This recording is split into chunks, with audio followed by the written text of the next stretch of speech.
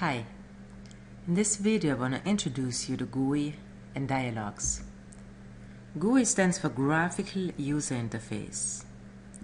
Using a GUI makes your program more user-friendly. Here are a couple things to strive for. When you implement a GUI, you want it to be intuitive. You want it to be consistent.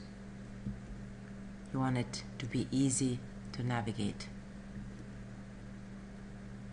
Swing Set 3 is an application that demonstrates many of the Java Swing GUI components. I want to encourage you to download it and try it out. If you hear of Nimbus, you might think of a dark cloud, maybe a motorcycle, a high-performance glider. In the context of Java, Nimbus is the cross-platform look and feel that was introduced in Java SE 6. It is drawn with 2D vector graphics and can be rendered at any resolution. Let's have a look at Dialogs. Dialogs are independent sub-windows that are meant to carry temporary notice apart from the main window. They're often used for simple choices or to show errors or warnings. The class JOptionBane can be used for simple standard dialogues.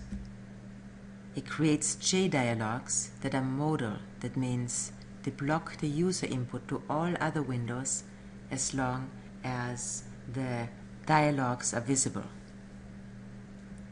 There are two static methods I want to point out: show input dialog and show message dialog. Let's have a look at show input dialog. Notice the return type string. Let's say I want to get some input, but not necessarily a string, but let's say an integer. In that case, I could use my show input dialog, assign the value obtained to a string, number in my case, and then parse my number, which is at this point a string, so it's going to be available as an integer.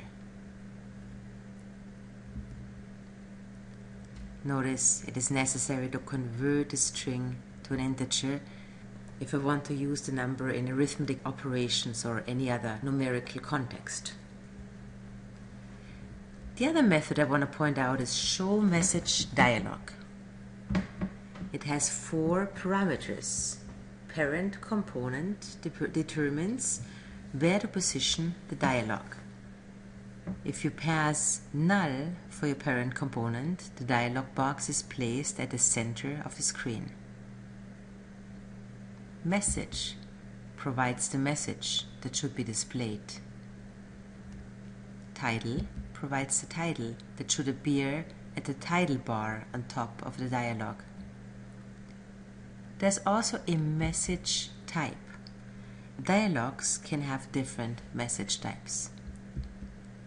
There are error messages, information messages, warning messages, question messages, and plain messages.